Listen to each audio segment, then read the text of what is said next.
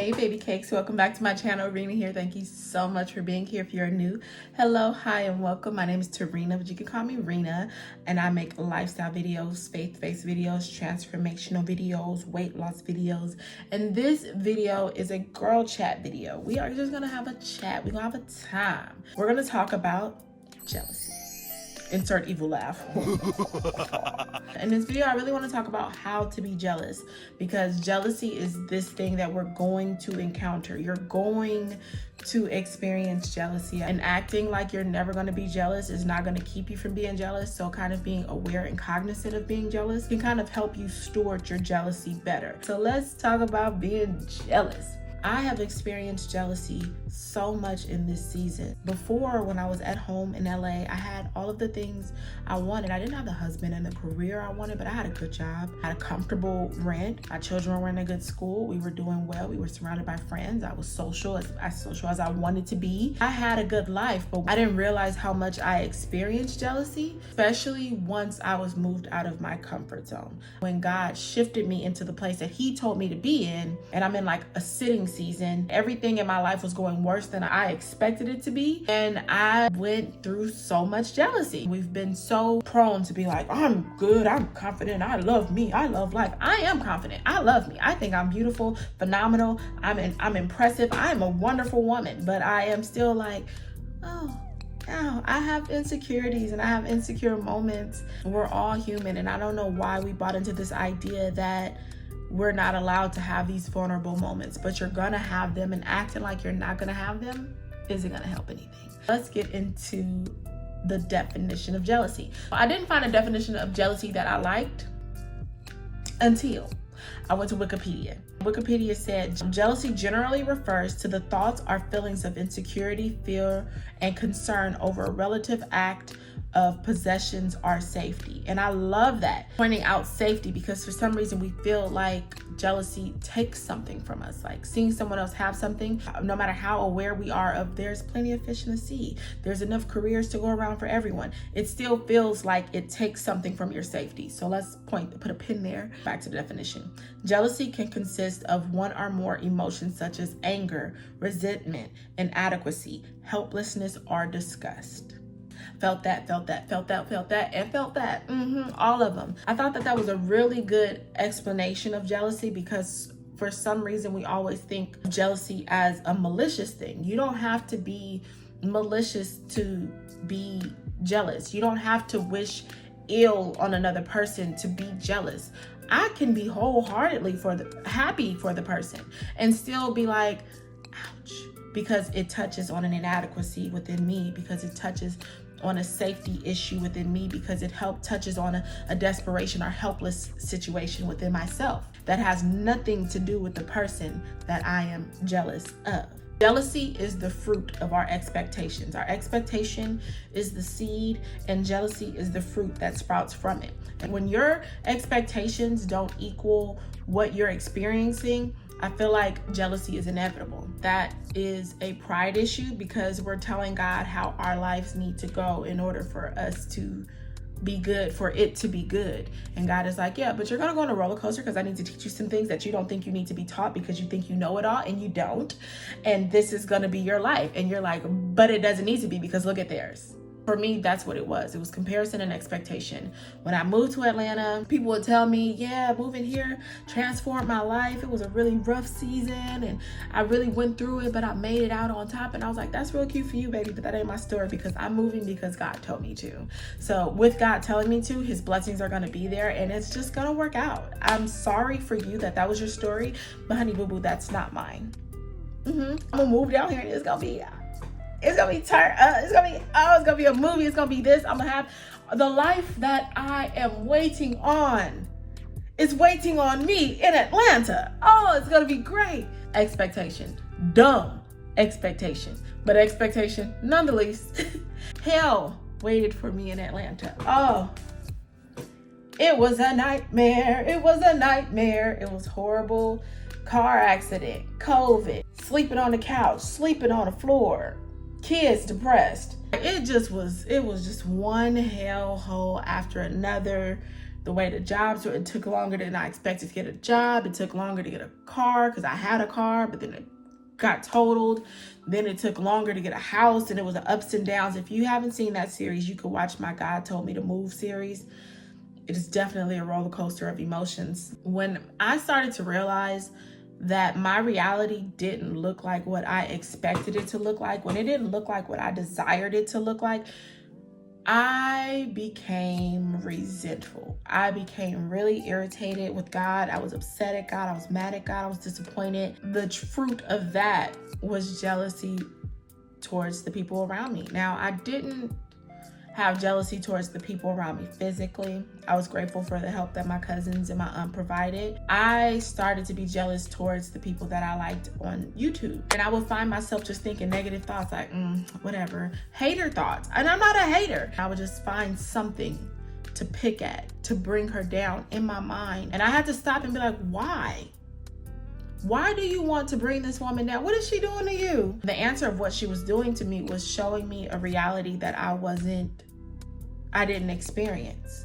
And in that, I had to say, why isn't the reality you're experiencing good enough? I'm like, because it's a show. That's why. It is horrible over here. And that's fair. But they did nothing to deserve that. So I had to be aware of my jealousy enough to be like, you know what? I know that I don't know them actually in my life, but I have to step back from this. One, because it's sprouting in discontent within myself. And also, whether they know it or not, whether I would never comment these things, but no Black woman deserves negative energy from me. I will be danged if I'm the last, I will be the last Black woman to put another Black woman down. Please, not over here. So I was like, they don't even deserve that energy from me. So I literally had to stop watching YouTube and stop watching my favorite YouTubers that used to be my place of escape, but it started to become my own version of like hell, because I would find myself picking them apart for no reason, to make it was with reason, to make myself feel better.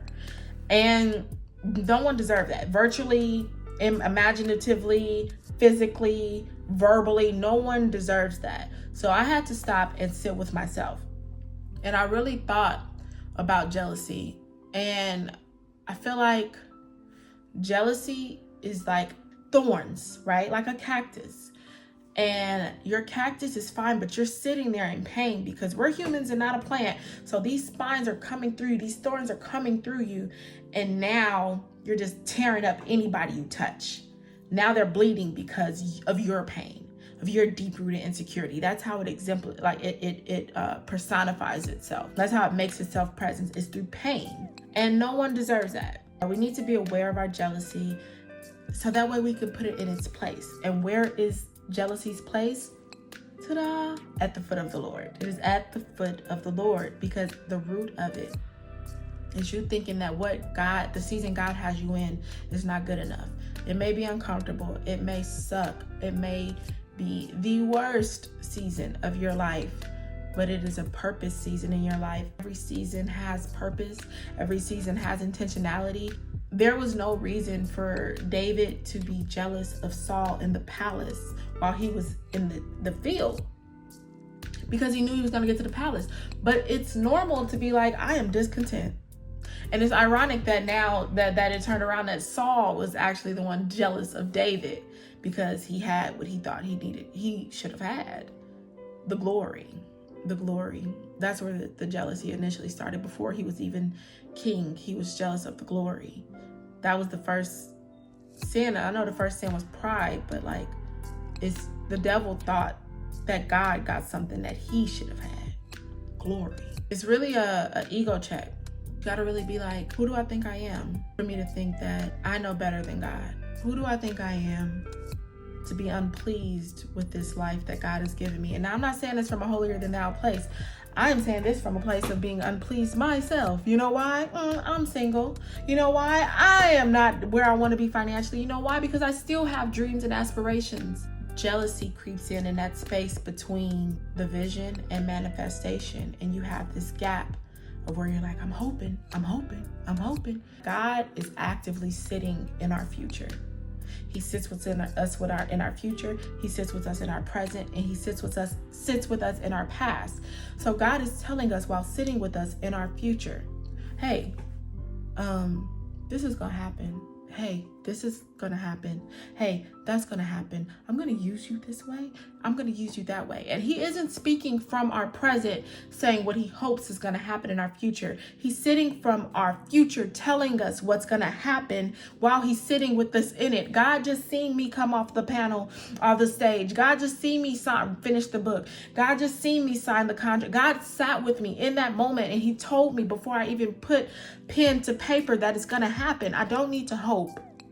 I don't need to be jealous of every book that became before me, because he knew it was a purpose for me to write that book in the first place. I don't need to be jealous. I'm going to be on a panel. And even if I don't, it will be the life that God wanted for me. It will be the life that God made for his glory. Now, does that feel good all the time? Heck no. No, it don't. I want the life I want for me, but I let that go the moment I died to myself. I gotta die to myself constantly. You gotta die to yourself constantly. That's a life we signed up for as Christians. Jealousy could feel violating. It could feel like someone took something from you, like they stole it. Because you gotta think back to like caveman times, where resources were literally like limited. So someone having something literally could be like, the food in your mouth is taking food from mine. But we're not, even if you don't believe in a biblical standpoint of it, you got to believe in the nature of it. We're not there. You don't have to think that someone's benefit is your lack. Faith is counterintuitive. So I don't want you to hold these holier than thou expectations on yourself, because faith goes against everything natural. In our flesh, in our bodies, in our minds, we are like dog eat dog. We are like hunt and prey. We are like mine. We are very self-centered and self-indulging and self-focused when it comes to us in the natural. Kingdom mindset is going against everything in you. Faith mindset goes against everything within you. You literally have to see past what you see. Do you know how much of a mind F that is to be like, I see this, but God told me this, so I have to believe this instead of what I see, but I see this, and I gotta say that what I see is a lie and what I know is the truth. Huh? But I'm like, what? Like what? Make it make sense. So I want to give you grace and let you know that faith it's a fight. It's a fight for this faith. It's a fight to believe in the vision. And if you find yourself jealous, definitely submit it to God in a very normal conversation. I'm jealous. I want what they have. Hell, I want what you said I could have. Lord, remind me of the vision. Renew my faith.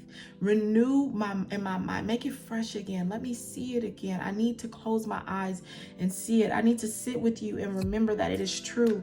Lord, I don't trust you right now. I don't trust that you will do right by me. I don't trust that you will give me the desires of my heart.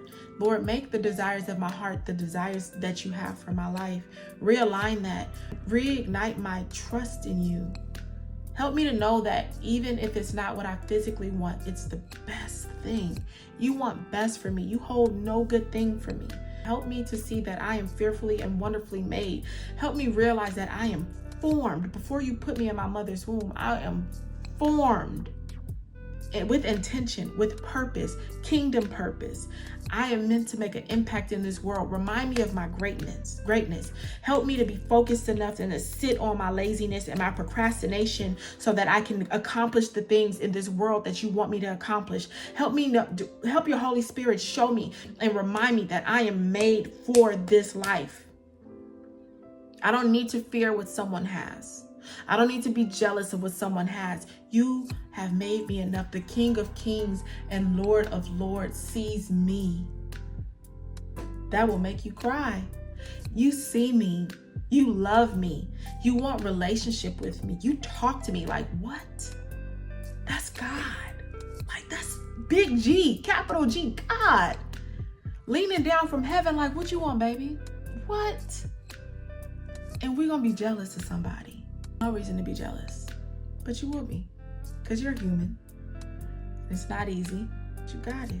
You are fearfully and wonderfully made. You are perfectly formed for the life that God has for you. I had a moment where I was scrolling through Instagram and I saw one picture of this girl one day and I was just like, oh my gosh, she's so fashionable. I wish I could be fashionable like that. I'm like, Tarina, who are you talking to? I'm not gonna talk to myself like that.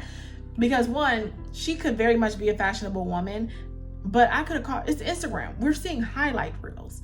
But also, I am creative. I'm a hella creative. I have a lot of good qualities about me. And just because I'm not creative in that way doesn't decrease the ways that I am creative. And that's the way I framed it. I know you could probably be like, oh, you're not doing anything wrong by saying, oh, I wish I was that. But it is. It is, because the way that I desired it was in a way where I believe that I lacked. And maybe I do lack when it comes to like fashion sense, but that doesn't make me less than. But the way I thought about it, it made me think I was less than. So I was like, no, you are a bomb creative. You are a deep thinker. You are funny. You love to write. You love to draw. You love to, well, I don't like to draw. I like to paint. You know, there's good qualities about you. So focus on that and be proud and happy for her that she's stylish, and be inspired.